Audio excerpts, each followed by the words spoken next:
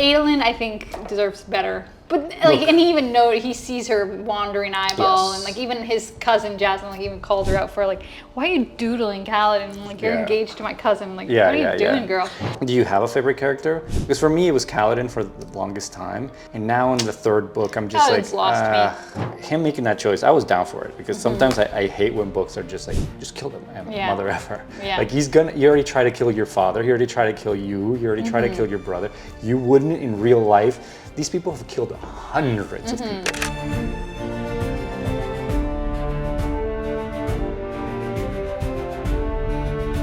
Welcome back, everybody. We're going to return ourselves to Way of Kings. That's not what this is, but close enough.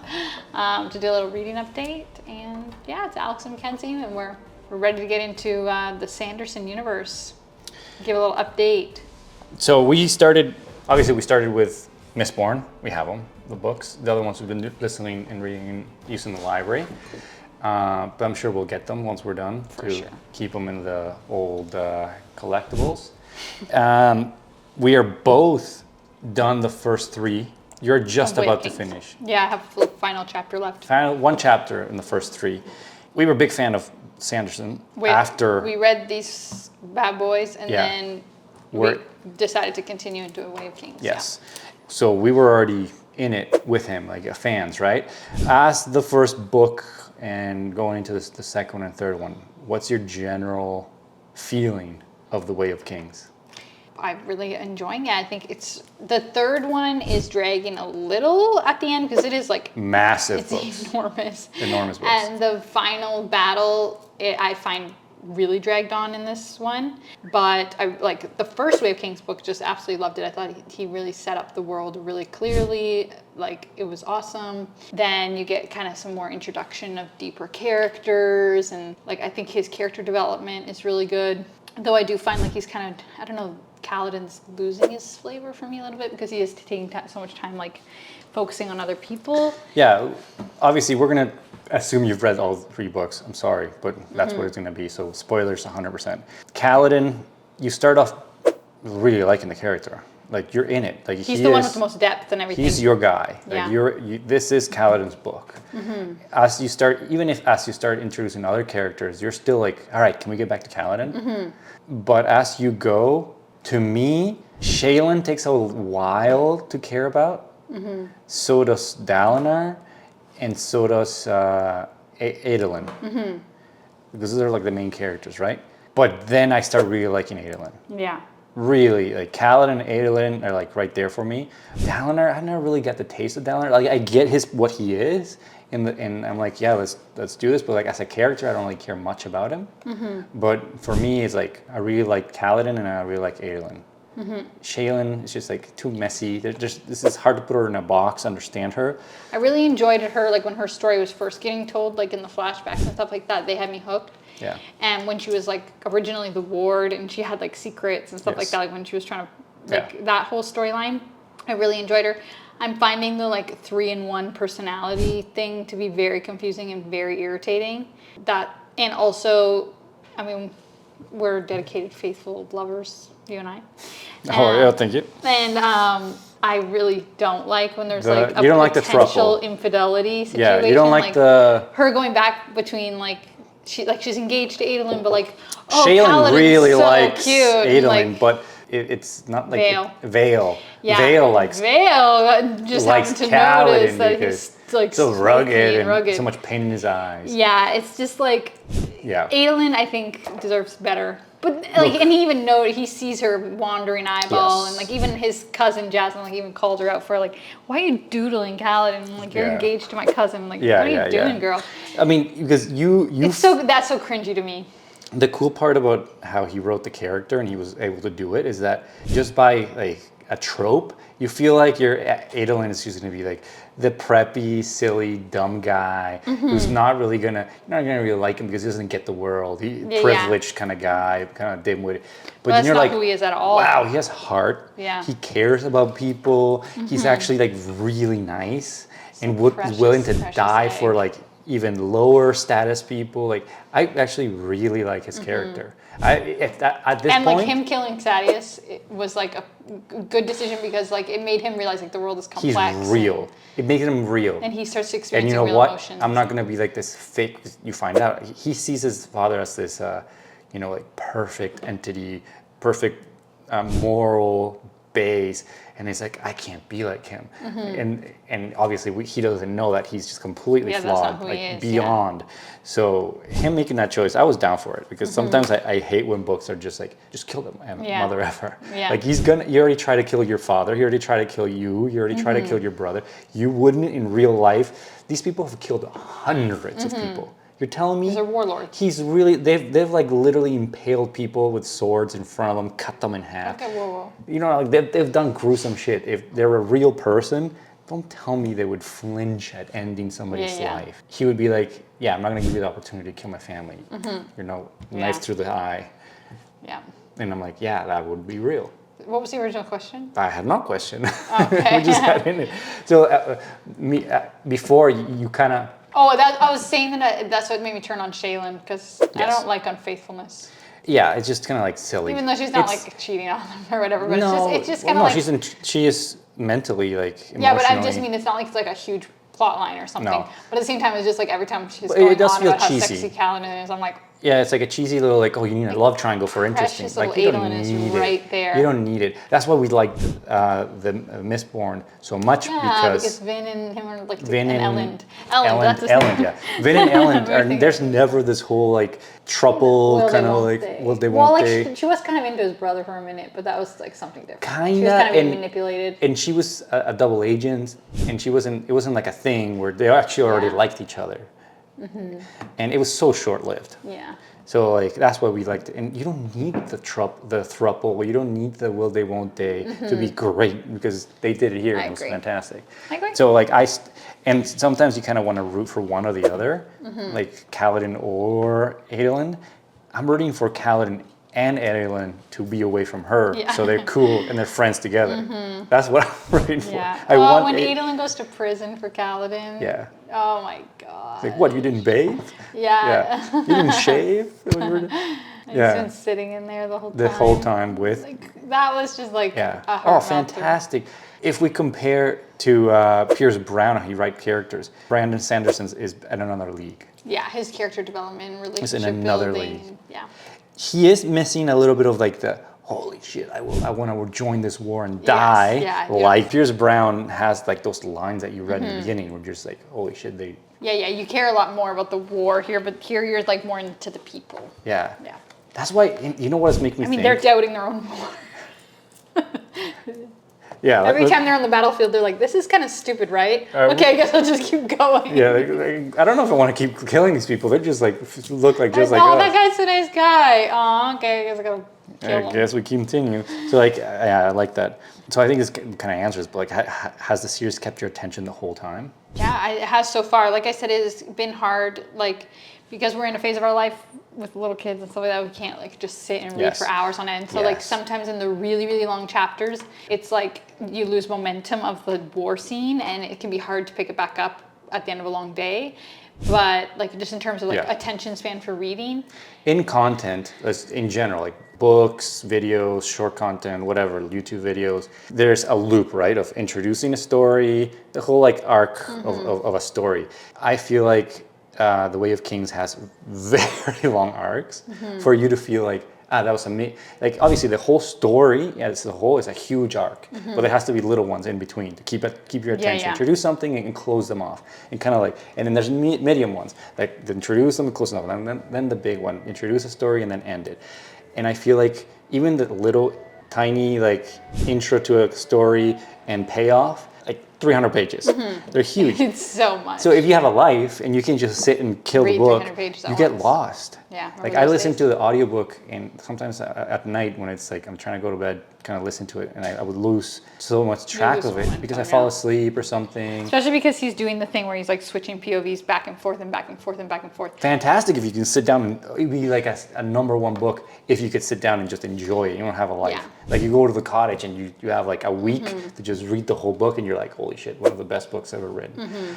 But like if you stop for a couple days or a day or a couple hours and you're in between the scene, it's just like really hard to keep going because it is a lot of backstory and a lot of things that you have to invest into to see the whole payoff. Yeah. You feel So the that's same the way? thing that makes the momentum for me like feel slow. But I don't think we can blame Brandon Sanderson on that.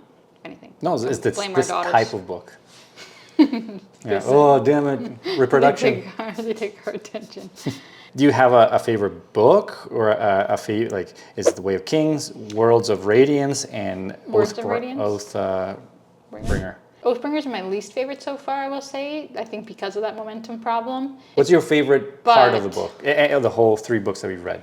I kind of enjoyed that semi-peaceful era, like around when Kaladin, like when Dalinar took Kaladin in, and Shaylin's there, and Adolin is like they're kind of courting each other, and like, it was more like Yeah, a peaceful yeah. time. So I think that was in the second book, and they were like at the war camp stuff, like before they got open the Oath Gate to Urithiru and everything. So it was like less war based, and there was like I feel like there was a lot of character development happening there, and like Kaladin was finding himself, and like he got to take the trip back to his parents, and he got that emotional thing, and Yeah. Bridge 4 was really like developing. That's my favorite part. My favorite part was the Kaladin winning over the Bridge 4 and building that group and So- introducing those characters like Rock, Yeah, Teth. you get to know them more. You just kind of like winning them over and just like showing them that they have life because they Is were all Lo- dead. I'll ask you this: is Lopin like supposed to be some kind of weird Mexican stereotype? Which one is that? Hey, Gancho, that guy. No, I picture him Because the accent in the audiobook is giving. kind of like Hispanic kind of vibes. Yeah. Hey, Gancho, all my cousins. Tú eres un buen worker, mi cousins, mi primos. You shouldn't have kinda was introduced a that, little but racial because to me. now I didn't see that at all. I got immersed so much into the world, but I just saw him as a different type of thing. I didn't connect them to the real world. I don't know. Maybe I just I'm saw wrong. him because it's so like just in some weird village Yeah. type of where everything's kind of different. I didn't correlate it to anything. I don't know, like the Gancho. I don't. And then like, oh yeah, Hey, they're always vato. drinking tequila, kind of like, Yeah. oh, Gancho, you have my special drink, you get it from my primo, and he's so good at what he do. It's like, that's literally how the audiobook sounds. Hey man, maybe I don't know. You're missing your own racial stereotype. Yeah, maybe. It's a blind spot for me, man. This guy, meanwhile, he literally has 50 cousins, comes from a family of 11 siblings. The stereotype is like right there. I know I didn't connect the dots. Maybe I'm wrong then. I don't know, but Yeah. you know the accent in the audiobook is like a bit like that. I don't know. There's so many different. I didn't connect. I was just in the world. That's funny. Yeah, I was in the world. Do you have a favorite character? Because for me, it was Kaladin for the longest time, and now in the 3rd book, I'm just Kaladin's lost me. Kaladin. Like, he's just fine, but like I don't. I get it. The scope of this world, but at the same time, I think Kaladin kind of like took a back seat, and even in the moments where Kaladin shows into the picture, it feels like his full story's not there. Yeah, we're missing a bunch of stuff. If you know that typical drawing of like you're starting to draw the horse and it's beautiful, you can see the veins and the hair in the first section, and then the second one is just like nice hand drawn, and the last one just Yeah. like stick figure. Yeah. I feel like in this 3rd book, Kaladin is that stick figure. Yeah. I don't have a favorite character right now. I would say Adolin, I guess, is my favorite, but Yeah. obviously there's a lot more to be developed. And if I had a character I want to hear more about, it would be Jasna. Because we still have the She's super 4th undeveloped. and the 5th book. I think so. He needs to pull it together because I see it kind of falling apart. I don't see it falling apart yet, but TBD. I feel like it could fall apart. Like it's getting. I hope it goes somewhere with the Jasna thing. Like, there's so much There's to so explore, many- though. There's still the Ghost Bloods thing that's super undeveloped. The Yes. brothers of Shaylin, what happened Just to them? completely disappeared. Like, there's so much left Yeah. that's untapped. There was, I don't know, maybe I missed it, but like where he introduces a character that's like a fisherman world where the whole world has Yes. like water up to your ankles. They've mentioned it a couple more times. It's like, what the hell happened to that guy? Yeah. I don't know. All the interludes. Yeah. So it's like, there's a lot of story where it's, But he was so good at wrapping everything together but it was 3 books. That's what I'm saying. So like, let him cook. No, I'm here for it. I'll read it, but I'm just still kind of like, I'm afraid that it's going to be a flop. Yeah. And that Kaladin is starting to I be don't think he's gonna let watered us down. I Like, have where is that? faith in this nice Mormon man.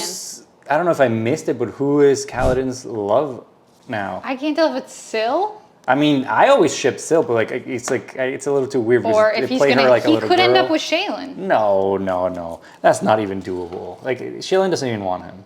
I don't know. There's something going on. These hoes ain't loyal. Dalinar's not remembering how his wife died. Okay, Did kind of you? beat the dead horse on that.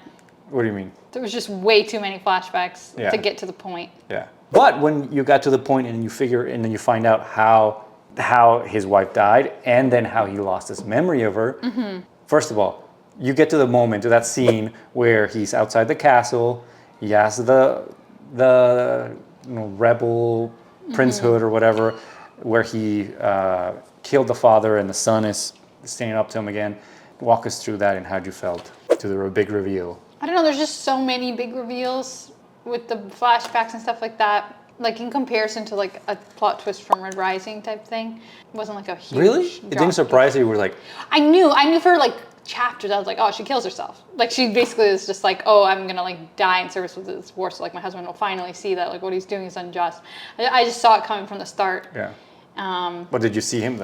And were you surprised when he's the one to kill her? Literally burning her alive? Yeah, but like he didn't do it on... It's not like he made the moral decision to kill his wife, or like, I don't care if my wife dies in consequence of this. He thought she was off safe. So really she killed herself, right? So Sure. It's like, yes, his actions resulted in her death, but like, I don't know, to me it wasn't like he killed her kind of thing. Yeah. I didn't see it that way, so I don't know. So kind of a flop, the whole like lean, you would have cut it like in half. I would have literally made that one of these dang interludes and like would have been like, oh man, it's my fault to kill my wife. And then I realized like, Because Dalinar's, I'm not that fan of like, Dalinar. Like I'm not in his camp. Like I said in the beginning, I see Dalinar's role in the story, but like I don't really care about him much. I feel really connected to him. Really? Yeah. I don't care much about him, no. I do, yeah. He's just not a good dad though. No. And his kids think he's amazing. Yeah, that's a bit cringy. And then you find out he was a drunk. And they remember that, so I don't see where this whole thing's like, he's so like amazing. And the way they're kind of like making it out like he doesn't really pay a lot of attention to Renard, and then like is Renard like kind of like, is he like autistic? Is like he's got some cognitive stuff, so then it's like, oh, he has a disabled son that like he can't feel connected to his disabled son, so then kind of ignores him. Yeah. Red flag. Did it change how you see him after you found out that he... No, because I don't know. I just like I kind of just saw that coming from the start. Yeah. Because it didn't really change. Like from the beginning, they were like, "Oh, he used to be like when he was the Blackthorn. He was like he'd kill anybody and anything." And it's like that was still what happened. Yeah. And at the end of the day, it's not like he literally was like, "I'm gonna slit my wife's throat." Yeah, that was just like, "Oh, this was the casualty." Well, I mean, of like, did it surprise you when you found out that Shaylin was the one that killed her mother and father? those were the shockers. That was better written, in my opinion. Right. Then that was And like a... now you can kind of understand why she has that weird multi-personality, because like, oh, this chick literally... having worked in forensic psychology, it's giving schizophrenia. Like, Yeah. It's giving criminally not responsible for my crimes. Kill Adolin in his sleep. Yes. I see a lot, like, having worked with schizophrenic murderers, like in real life. Bing, bing, bing. Bing, bing. It's giving locked away. Yeah. Yeah. Yeah. Okay then. Because like her, like the way her personality split to dissociate from what she did to her parents is like. Yeah. And then what's her little like pattern? Being like, I'm just I know you're gonna end up killing me. It's all about lies or something. Yeah. It's like, ugh. But he's saying like, oh, I know you'll kill me and hate me forever and kill me. Like something weird her little best friend, like which is like almost like the conscience of the, the little cricket or whatever.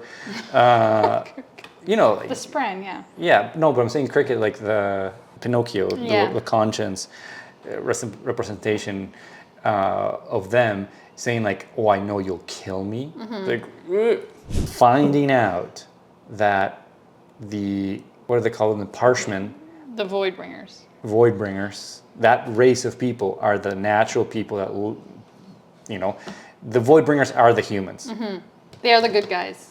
The good guys, or I don't know, good or bad, but like the humans are the ones that are invading and killing everybody and taking the land of the I don't really Parshmen. have a feeling about that yet. It's all underdeveloped still. Yeah.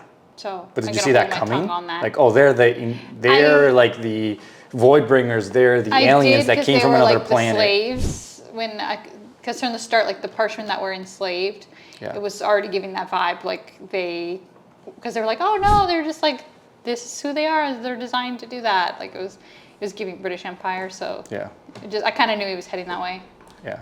Not that, but it felt like. It felt like it wasn't like a. It took me for but a it's still second. underdeveloped. It took me for like, oh, yeah, I didn't see that coming. That was Yeah. a twist. And remember, Sanderson is super good at doing those twists that you don't expect. Like, Yeah. and not the cheesy ones. Like the Mistborn, how many twists did it have that you were just like, what? Yeah. He kills them at the end. Spoiler alert, and you're fine with it. It doesn't feel cheap. Yeah. And it's like, so I know there's going to be a ton of twists that we don't even see coming that are going to be like, oh wow, that's incredible. I'm excited. Yeah.